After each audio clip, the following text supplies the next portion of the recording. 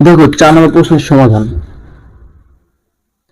তো 4 নম্বর প্রশ্ন বলছে কি ইউনিভার্সাল সেট কি কি দেওয়া আছে দেখো 1 2 3 4 5 6 এবং একটা সেট দেওয়া আছে 1 3 6 হলে এ সেটের মানে এ পূরক নিচের কোনটি?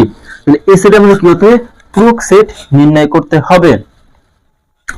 তাহলে দেখো আমরা এ সেটের পূরক সেট সমান কি লিখতে পারি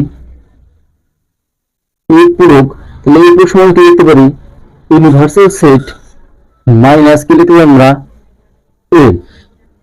ইউনিভার্সাল সেটের মান দেওয়া আছে কি 1 থেকে কত 6 মানে 1 থেকে 6 1 2 3 4 5 6 বিয়োগ এই সেটের প্রথম কি কি আছে দেখো 1 3 6 1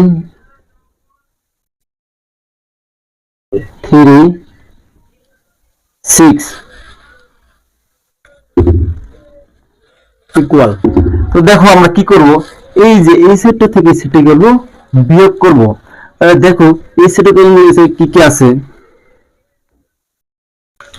কি কি আছে 1 আছে, তাহলে এই জায়গায় 1 তাহলে 1 কি বাদ, এই যে 3 এই যে 3 আছে 3 বাদ, এই 6 তাহলে 6 বাদ। আমরা এই তিনটা সংখ্যা বাদ দিবা, তিনটে পর্যন্ত বাদ দিয়ে যে পর্যন্ত থাকবে সেই পর্যন্ত আমাদের অ্যানসার হবে।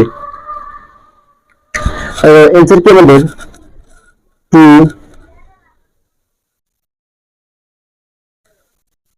4 5 2 4 5 দেখো কোন অপশন আছে 2 4 5 দেখো আমাদের ক নাম্বার অপশনে আছে, তাহলে অ্যানসার কি আমাদের ক নাম্বারটা।